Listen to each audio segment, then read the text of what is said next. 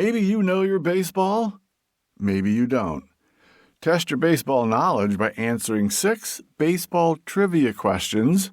And here's the fun part. They all have the same answer. Question 1. Who is the pitcher that figured prominently in World Series championships with both the Brooklyn Dodgers and the Los Angeles Dodgers? Number 2.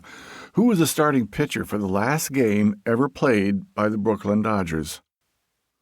Number 3. Name the pitcher that started the first regular season game in the inaugural season for the New York Mets. 4. Who earned his 4th World Series ring as a pitching coach for the 1984 Detroit Tigers? 5.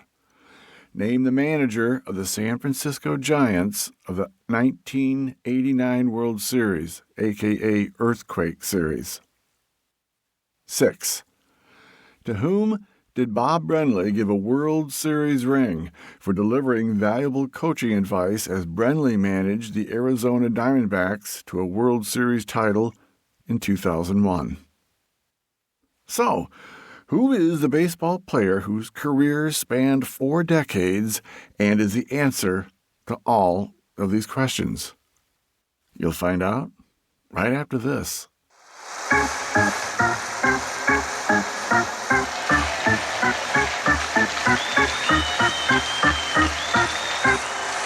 Welcome to St. Louis Cardinals Beyond the HOF, saluting unsung heroes, with your hosts, Tom Nance and John Crost.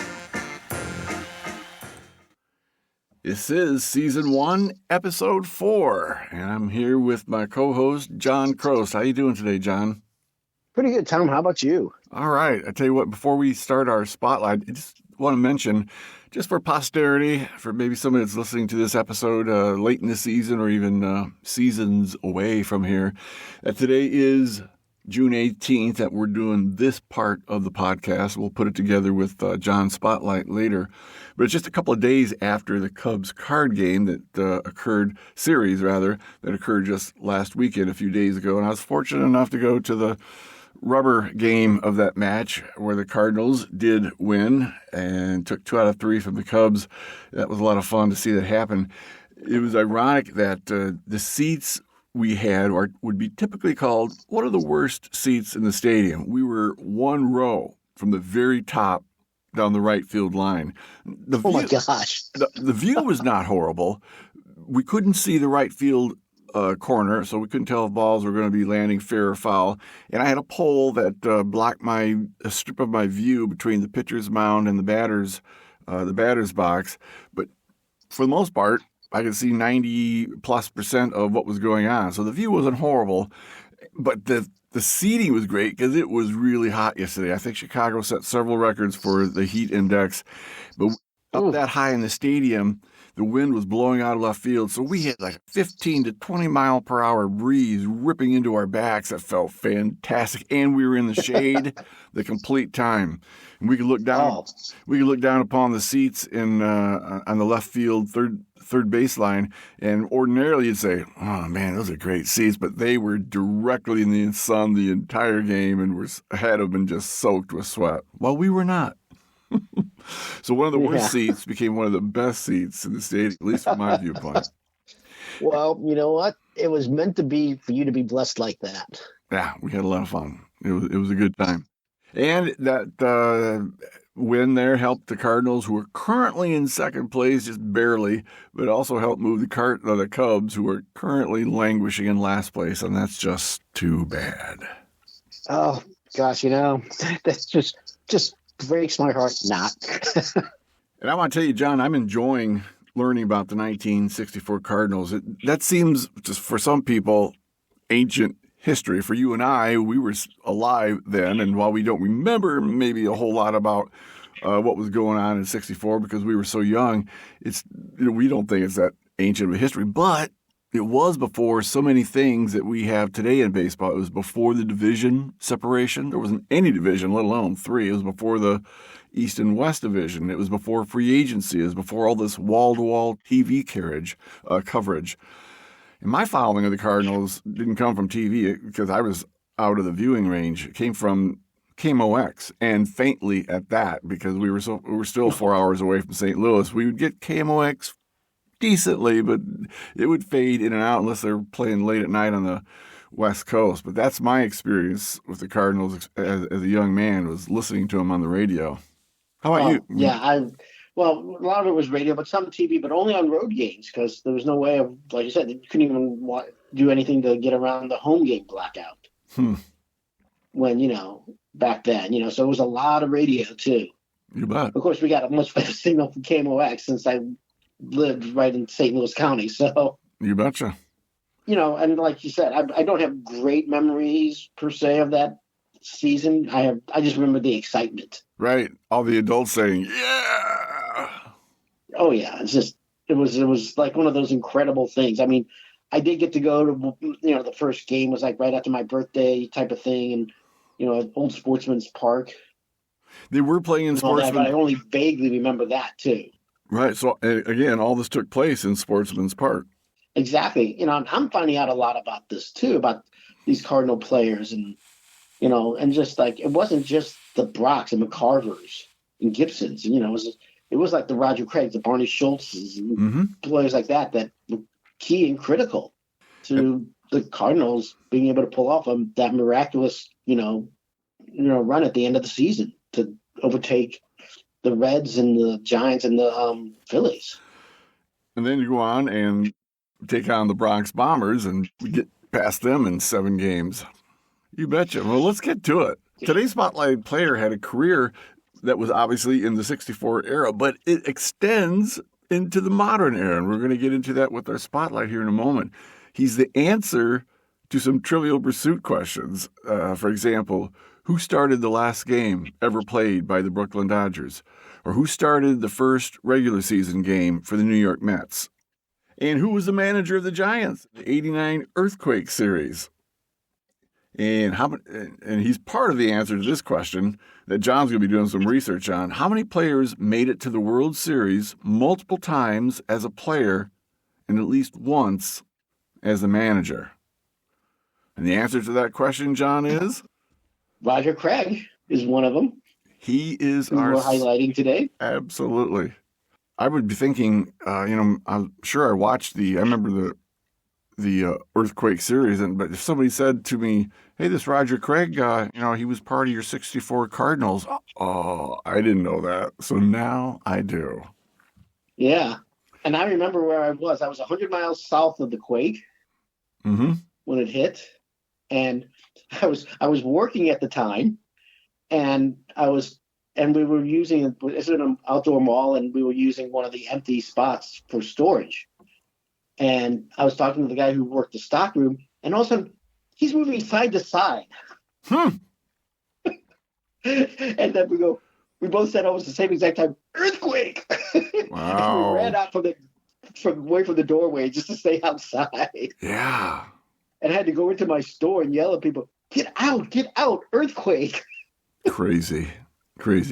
You were far enough away, you didn't suffer any damage, though, I take it. No, nothing really major for us. It was, we like to say it was only a 6.1 where we felt it at. Okay. Roger Craig is just, he was like one of those unsung heroes. And we're going to sing about it here momentarily. We'll turn the spotlight on him. Here's our spotlight on Roger Craig, written by John Crost. Roger Craig was a pitching guru who won multiple World Series rings. One while pitching with the 1955 Brooklyn Dodgers.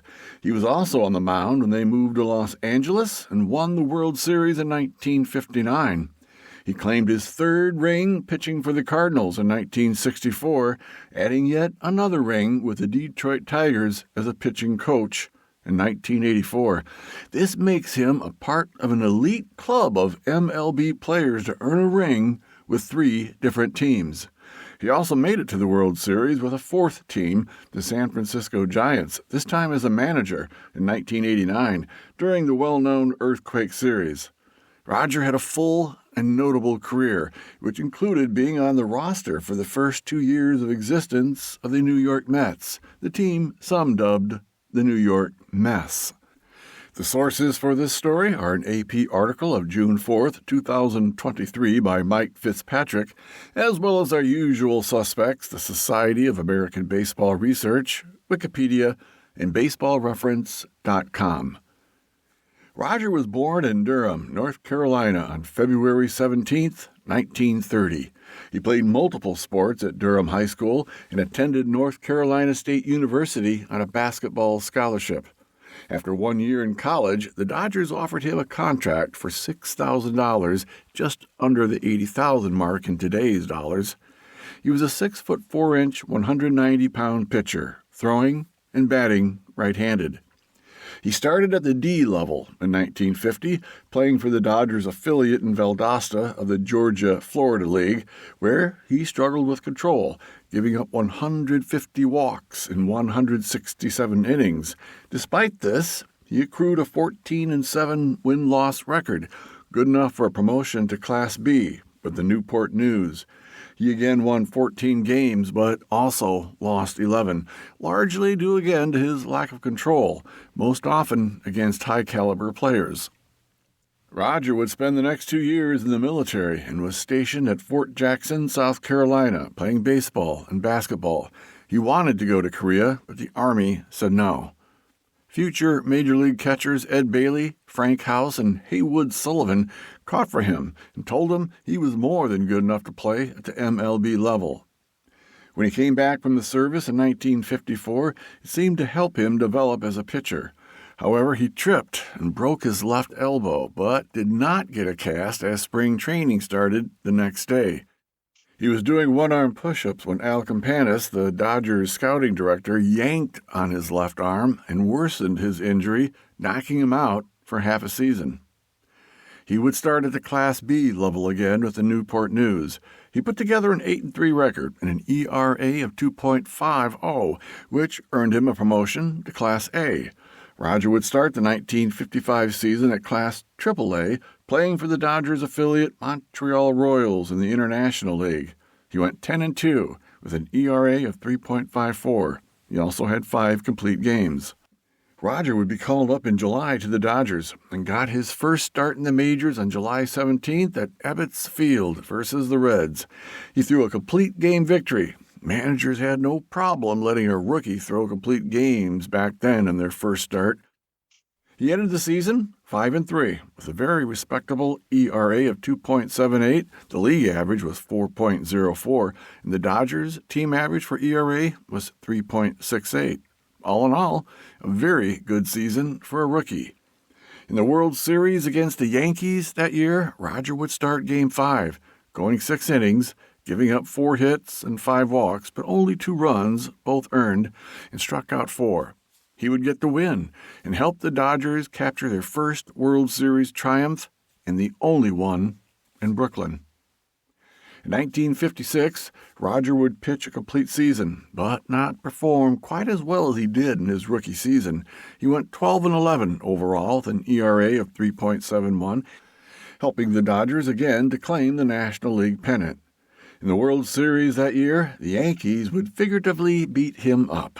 He would start Game 3 and pitch 6 complete innings, surrendering 7 hits, 2 for home runs, a solo shot from Billy Martin in the bottom of the 2nd inning, and a 3-run blast to deep right by Enos Slaughter in the bottom of the 6th. In Game 7, with the Dodgers down 5-0, Roger was brought in to replace Donovan Besant on the mound in the top of the 7th inning.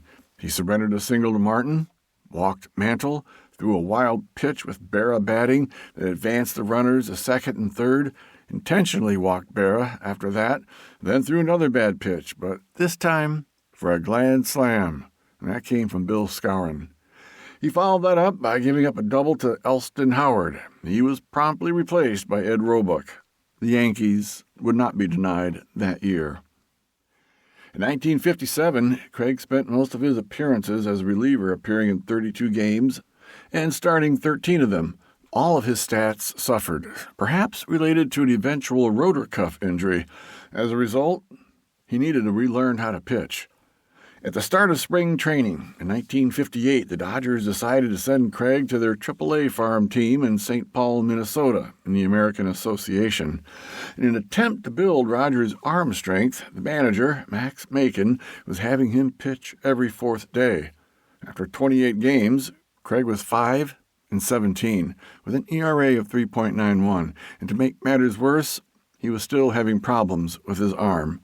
It was then Macon lit a fire under Roger by telling him, "We got a chance to win this thing, so you'd be better off to go back home and get your education. You're never going to pitch in the big leagues again." Craig would pitch a couple of complete games down that stretch and get a September recall to the Dodgers.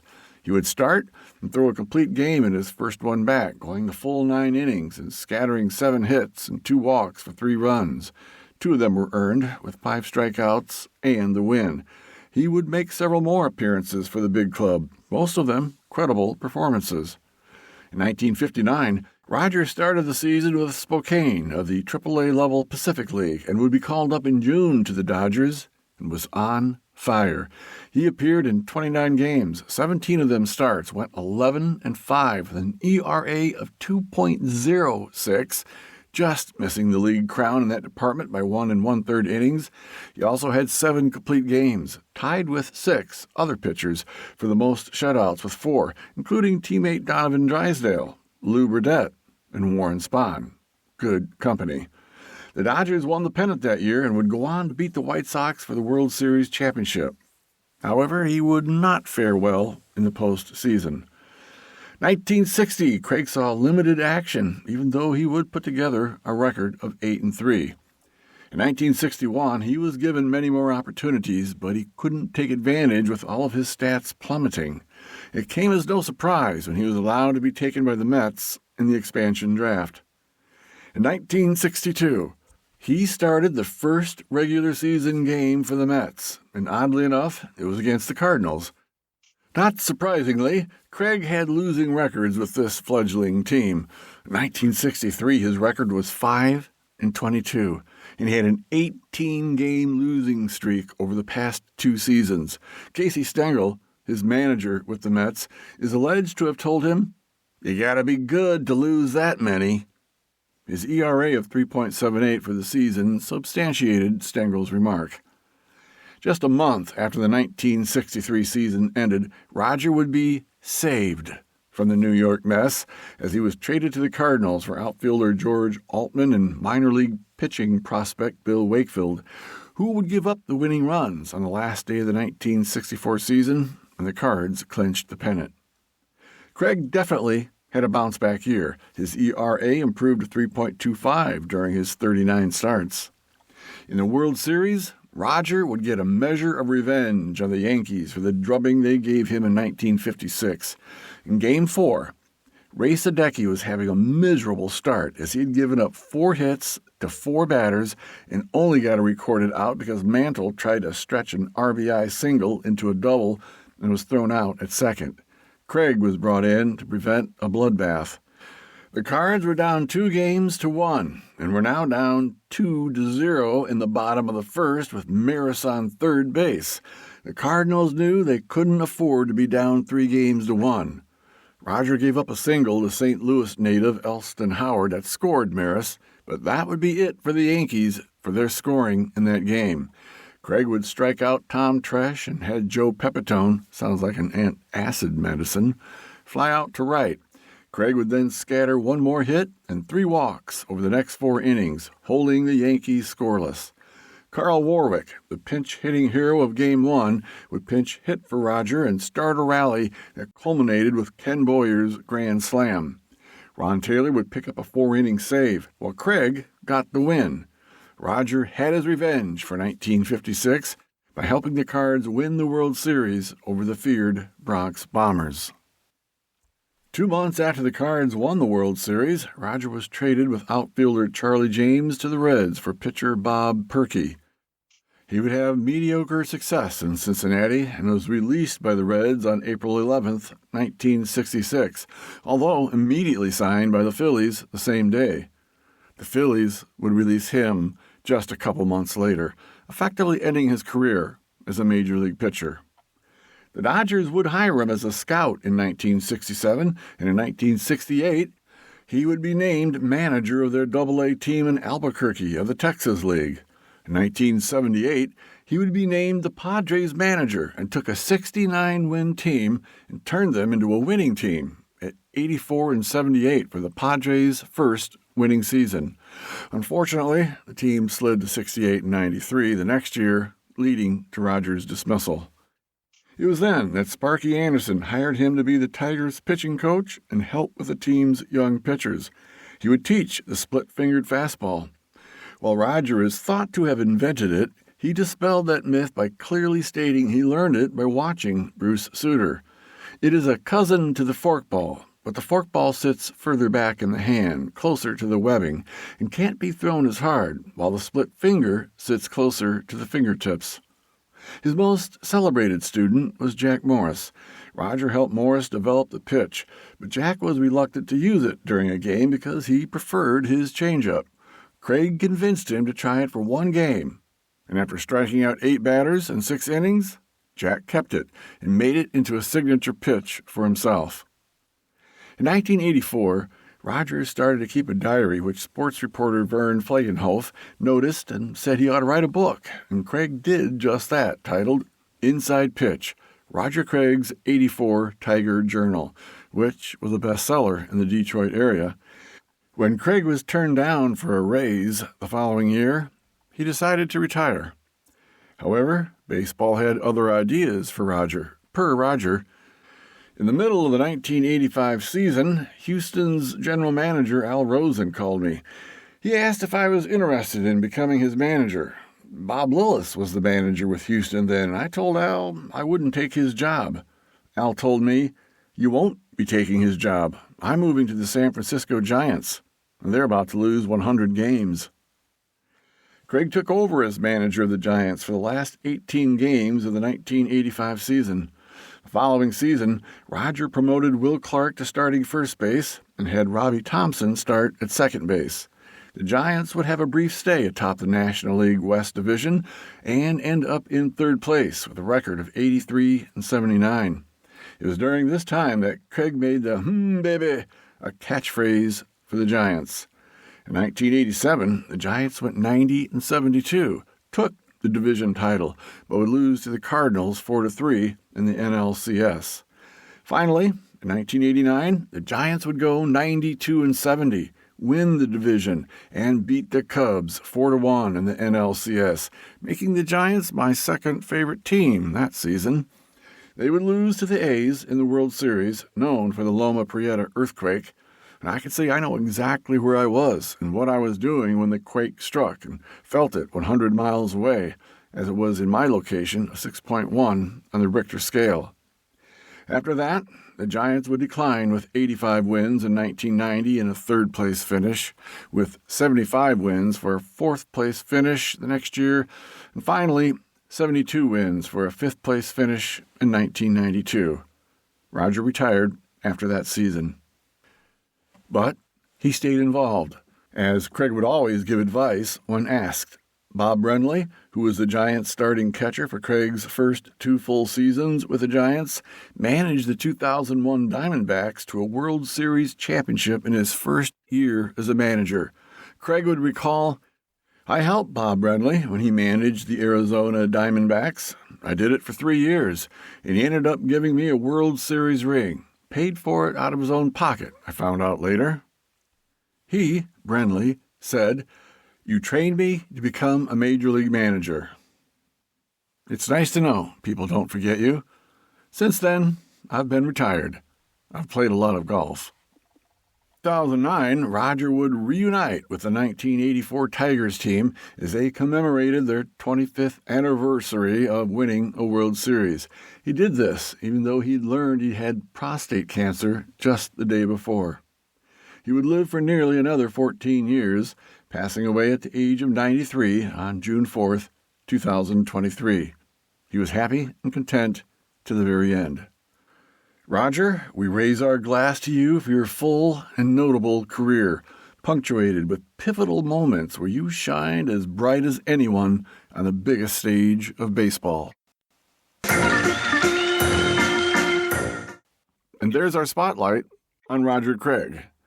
I found him to be fascinating, or it would be fascinating if you could sit down next to him and have somebody point out, hey, do you know this guy was around for a lot of headline moments in baseball? For example, he experienced the beginning of the New York Mets, or as the article calls them, the New York Mess.